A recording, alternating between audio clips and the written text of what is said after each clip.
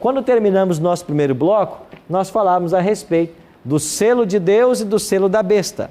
A Bíblia é clara em dizer que o selo de Deus é o sábado, certo? Êxodo 20, 8 a 11 diz lá, né?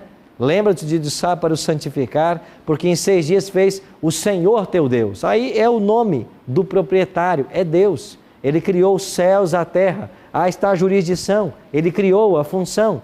Nós demos para vocês outro dia, Ezequiel 20, verso 20, também lhes dei os meus sábados para servirem de sinal entre mim e vós. Se o sinal entre Deus e seu povo é o sábado, o sinal da besta se opõe ao sinal de Deus, logo será o domingo. Mas veja, aqui um detalhe importante, o domingo não é o sinal ou marca da besta, não é, será. E quando ele será? Quando for uma imposição legal. Quando houver uma legislação. E a profecia diz no capítulo 13 que há 2 decretos. O primeiro decreto diz assim: se você não aceita a santidade do domingo, vai chegar um momento que você não poderá comprar e nem vender. O segundo decreto: se você não aceita isso, o domingo como um dia santo, você é réu de morte. E aí nós terminamos o primeiro bloco assim. Você entende que esse será um tempo difícil para o povo de Deus? Será um tempo difícil. Nós precisaremos ter uma experiência com Deus que hoje nós não temos, mas é isso que ensina o Apocalipse. E finalmente, aqueles que não se curvarem a essa tradição da santidade do domingo, diz o Apocalipse 13, que eles serão declarados réus de morte. E parece que a minha amiga tinha uma pergunta. A minha pergunta é as pessoas que guardam, porque assim, das características será o domingo, a adoração ao domingo. E as pessoas que guardam o sábado, vai ser mortas, vai ser nessa parte que vai estar as pessoas que realmente guardam os mandamentos de Deus. Vai ser nessa parte que será os perseguidos? Exatamente. Só que tem uma explicação que tem que ser dada para vocês. Os 2 decretos, eles estão separados por um lapso de tempo. E entre o primeiro decreto, que vai ser a proibição de comprar e vender, e o segundo decreto, que é o decreto de morte, há um evento aí que nós já explicamos um pouquinho para vocês sobre ele. O fechamento da porta da graça. Então esse decreto de morte do verso 15, ele só vai ser promulgado quando a porta da graça estiver fechada. Ou seja, todos os casos já estiverem decididos. Se é assim, todos aqueles que estão salvos porque reverenciaram a lei de Deus, amaram a Cristo e obedeceram sua vontade, eles não mais podem morrer. Por quê? Porque se nesse momento eles morressem, seria uma vitória para o reino das trevas. Ao longo de toda a história humana, quando Deus permite que alguém seja martirizado por amor ao Evangelho, Deus o permite porque muitas dessas mortes redundaram em outras conversões. Tanto é que quando o diabo começou a atacar o cristianismo nos primórdios da igreja, quanto mais cristão ele matava, mais a igreja crescia. Existe um pai da igreja chamado Tertuliano, que foi quem cunhou a seguinte frase: o sangue dos mártires é semente. Quanto mais se matava, mais se convertiam. Aí o diabo percebeu que matar não adiantava, ele então mudou de estratégia. Ele se insinuou dentro da igreja cristã e corrompeu a doutrina. Estudamos isso aqui no selo que abriu-se, o terceiro selo, quando foi visto um cavalo preto. Lembra?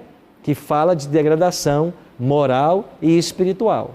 Só que nesse momento que sai o decreto de morte, os salvos já estão selados. Então sabe qual é a notícia do Apocalipse? O decreto de morte será promulgado, mas ele não vai matar nenhum santo. Por que não? Porque eles já estão selados. Eles já estão cobertos com o sangue de Cristo. Lembra que nós estudamos na semana passada aí o segredo da vitória? Eles, pois, o venceram por causa do sangue do Cordeiro e por causa da palavra do testemunho que deram. Ou seja, eles aceitaram a Cristo e eles deram um testemunho. Qual foi o seu testemunho? Nós não vamos abraçar esta heresia do domingo. Nós vamos ficar com a santidade da lei de Deus. Esse é o testemunho. Então nós seremos vitoriosos se Cristo for a nossa justiça e se nós ficarmos do lado da palavra dele. Então o mundo vai estar dividido em duas correntes. Aqueles que amam a Cristo e reverenciam sua lei e aqueles que professam amar a Cristo, mas rejeitam a lei. Então nesse momento, todo ser humano conhecerá esse evangelho e todos vão poder decidir de que lado ficar. Qual é a boa notícia? Que vocês estão recebendo a informação no momento de oportunidade, no momento em que o Brasil vive um período de liberdade religiosa. Você pode escolher obedecer e hoje nada te impede a isso. Muitos que não fizerem isso num tempo de graça, de oportunidade e de vantagens, terão que fazê-lo num tempo difícil de prova. Você que está nos assistindo, você acha que essa verdade chegou à tua vida por acaso? Claro que não. Deus está preparando um povo para o momento final, crucial da história humana. E sabe qual será esse momento final? A grande controvérsia com relação ao tema da adoração. E nós, na semana que vem, vamos estudar sobre as 3 mensagens angélicas. E a primeira mensagem angélica, que aparece em Apocalipse 14, verso 7, o anjo vem pelo céu e diz assim: temei a Deus e dá-lhe glória, pois chegada é a hora do seu juízo, e adorai aquele que fez o céu, a terra, o mar e tudo o que neles há. Sabe o que esse anjo está dizendo? Você tem que adorar o Criador, adorar a Deus. Então, se no capítulo 14 há um convite para adorarmos a Deus, no capítulo 13 há um poder que ocupa o lugar de Deus e quer ser adorado. E agora os Estados Unidos virá com toda a sua força para dar apoio a este poder que quer assumir o lugar de Deus. E sabe como que esse apoio será dado? Um decreto dominical. Os Estados Unidos, eles serão a primeira nação do mundo a promulgarem um decreto dominical em todo o seu país. E esse decreto irá levar as pessoas a santificarem o domingo como uma lei. Isso começa nos Estados Unidos e depois terá o abraço de todas as outras nações. Aí eu pergunto, não tem sido esse o discurso do Papa Francisco? Não foi isso que ele falou numa convenção no sul da Itália recentemente? Nós precisamos de um dia para a família, nós precisamos do domingo para a família, um dia sem trabalho, nós temos que rever nossas prioridades. Não é esse o discurso dos papas há algum tempo? Não é isso que o documento está dizendo? Nós temos um dia para santificar? Agora, como que esses poderes vão se aliar? Você que acompanha um pouco da mídia, sabe como esses poderes estão se aproximando. Desde o tempo de João Paulo II, considerado aí o peregrino da paz, nós temos uma ligação muito próxima com os Estados Unidos. Depois veio o Papa seguinte, Bento XVI, os laços continuam. Agora temos o Papa Francisco, os laços continuam. Sabe o que vai acontecer?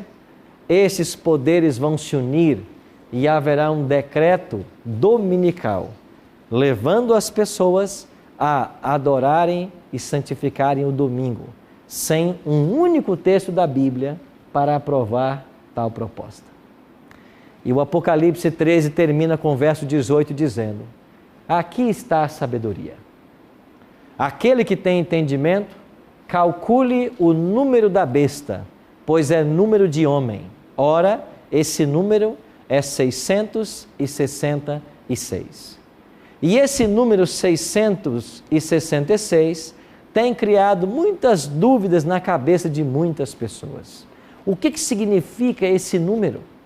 Mais uma vez, para entender o Apocalipse, eu tenho que buscar na Bíblia referência ao que ele está dizendo. E aonde eu encontro uma referência desse número 666? Abra sua Bíblia em Daniel, capítulo 3. Você está lembrado que nós já dissemos aqui que o livro de Apocalipse, ele é um complemento de Daniel? Os dois livros se complementam. E olha para Daniel capítulo 3, porque aqui nós temos a base para a compreensão dos 666. Aqui temos a experiência dos amigos de Daniel, Ananias, Misael e Azarias, sendo livrados da fornalha de fogo ardente. Olha o que diz aí o versículo 1. O rei Nabucodonosor fez uma imagem de ouro que tinha 60 côvados de altura e 6 de largura. Levantou-a no campo de Dura, na província da Babilônia. Qual era a altura da estátua? 60 côvados. Qual era a largura?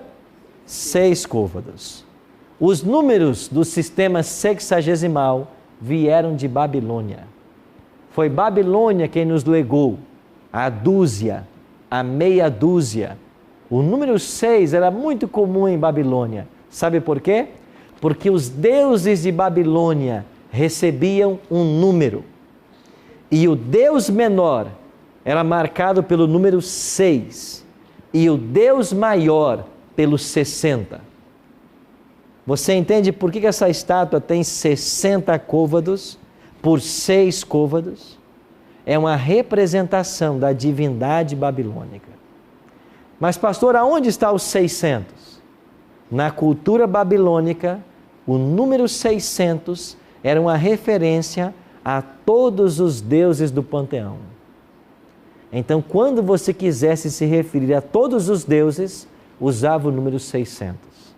Então, aqui nessa imagem de ouro, você tem os 666. Agora, por que é que Nabucodonosor fez uma estátua toda de ouro? No capítulo 3. Porque no capítulo 2 de Daniel, no sonho que ele teve, apenas a cabeça era de ouro. E a cabeça representava ele, o seu império Babilônia. Depois viria o peito e braços de prata, representando a Medopérsia, o quadril de bronze, representando a Grécia, e as pernas de ferro, representando Roma. Então foi dito para ele: o teu império vai passar, a cabeça de ouro vai passar, vai dar lugar ao peito e braços de prata. Mas agora Nabucodonosor vai para a planície de Dura e constrói uma estátua toda de ouro, e com isso ele quer dizer o quê? O reino dele não vai passar. Babilônia jamais passará. É isso que ele quer dizer aqui. Agora olha o que diz o capítulo 3 de Daniel, que torna muito clara a relação com o livro do Apocalipse. Versículo 4. Nisto o arauto apregoava em alta voz: ordena-se a vós outros, ó povos, nações e homens de todas as línguas, no momento em que ouvirdes o som da trombeta, do pífaro, da harpa, da cítara, do saltério, da gaita de foles e de toda sorte de música, vos prostrareis e adorareis a imagem de ouro que o rei Nabucodonosor levantou. O tema de Daniel 3 é o tema da adoração. Vocês, quando ouvirem os sons das músicas, vocês vão se prostrar diante da imagem e vocês vão adorar. Agora vem Apocalipse 13 e diz assim: a segunda besta vai fazer uma imagem à primeira besta. E quem não adorar essa imagem, primeiro não pode comprar e vender, depois é réu de morte. Vocês entendem a relação dos textos? Então, o número 666 tem sua raiz em Daniel. Fala das divindades babilônicas. É o número da imperfeição. Enquanto que o 7 é o número da perfeição, o 6 é o da imperfeição. E o 666 é uma alusão a todo esse movimento religioso que se opõe a Deus. Então, meus amigos, eu e você hoje estamos vendo um momento delicado da história. Na ampulheta divina do tempo, poucos grãos faltam cair. E tudo isso que hoje nós estamos ensinando como profecia, logo será uma realidade.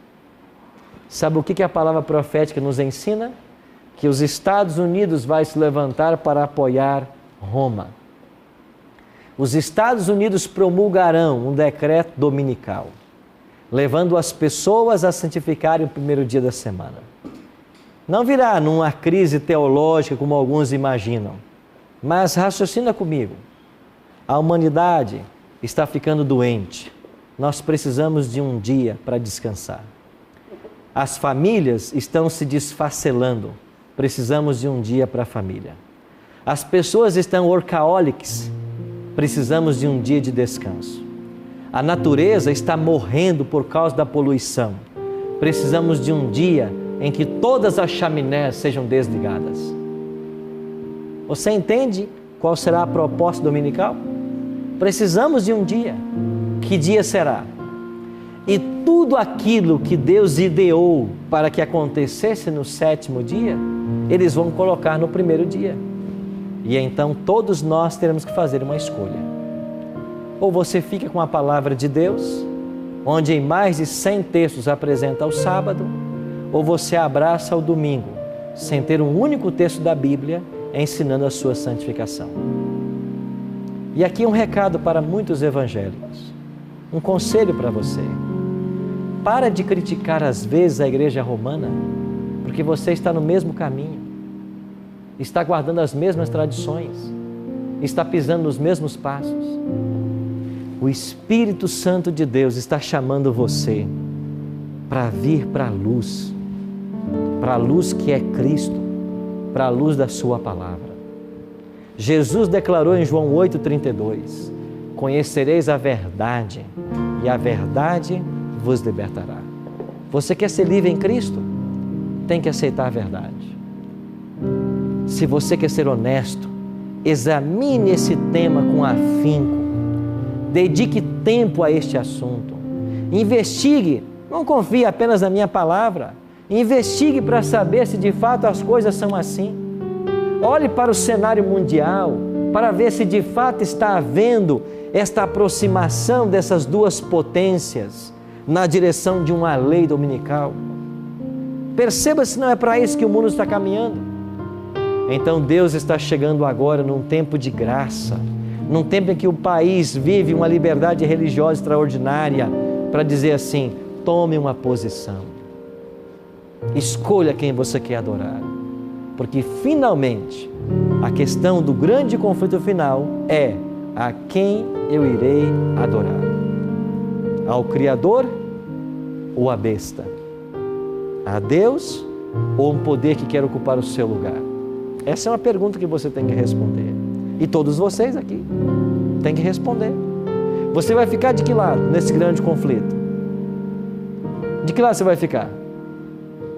Você pode escolher. E sabe qual é a coisa mais maravilhosa em Deus? Ele respeita a sua escolha. Se você disser assim: não, pastor, eu quero continuar santificando o dia que eu acho que é o certo, mesmo que não tenha nenhum verso na Bíblia, Deus respeita isso. Ele respeita. Agora, no final da história, não espere colher frutos que você não plantou. Não espere um outro destino que você não permitiu que Deus traçasse. Por isso, Ele faz um convite para nós lá em Isaías 1,18. Vinde, arrazoemos, diz o Senhor. Eu quero o melhor para vocês, que vocês comam o melhor dessa terra. E a nossa experiência cristã não se limita a essa vida. Nós estamos aqui apenas numa fase de preparo para a eternidade. Por isso, enquanto você ouvirá essa música agora, eu queria fazer uma pergunta e que você me respondesse ela na sua mente. Quem você adora? A quem você vai submeter a sua vida? Quem você vai seguir? De que lado você está nesse grande conflito entre o bem e o mal?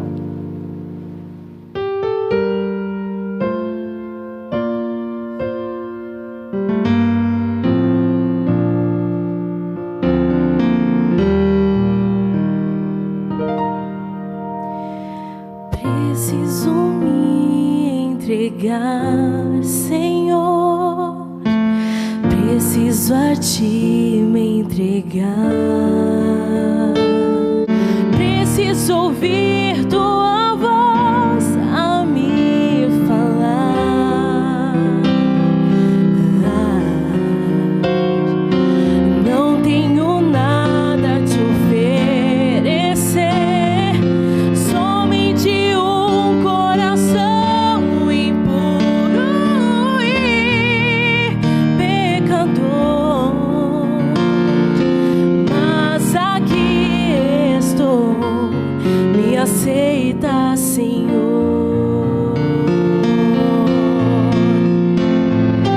Toma os meus pensamentos, meus dons e meus bens.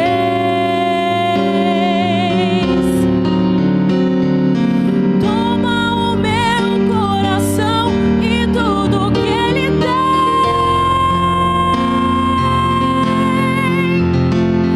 Renova, Senhor, meu viver. Derrama em mim Teu amor. Quero pra sempre servir-Te por onde eu for. Toma os meus pensamentos, meus dons e meus bens. Toma o meu coração e tudo que ele tem.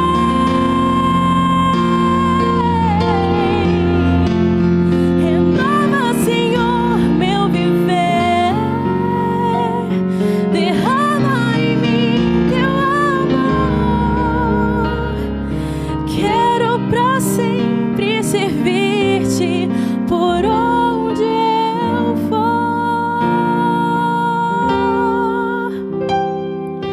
Quero pra sempre servir-Te por onde eu for.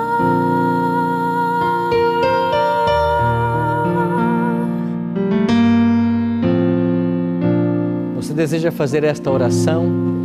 Toma, Senhor, meus pensamentos, meus dons e meus bens.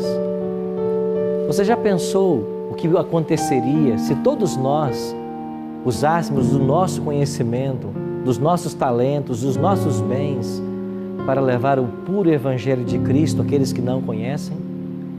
Quantas pessoas estão sendo sepultadas todos os dias e nunca ouviram esses temas da Bíblia?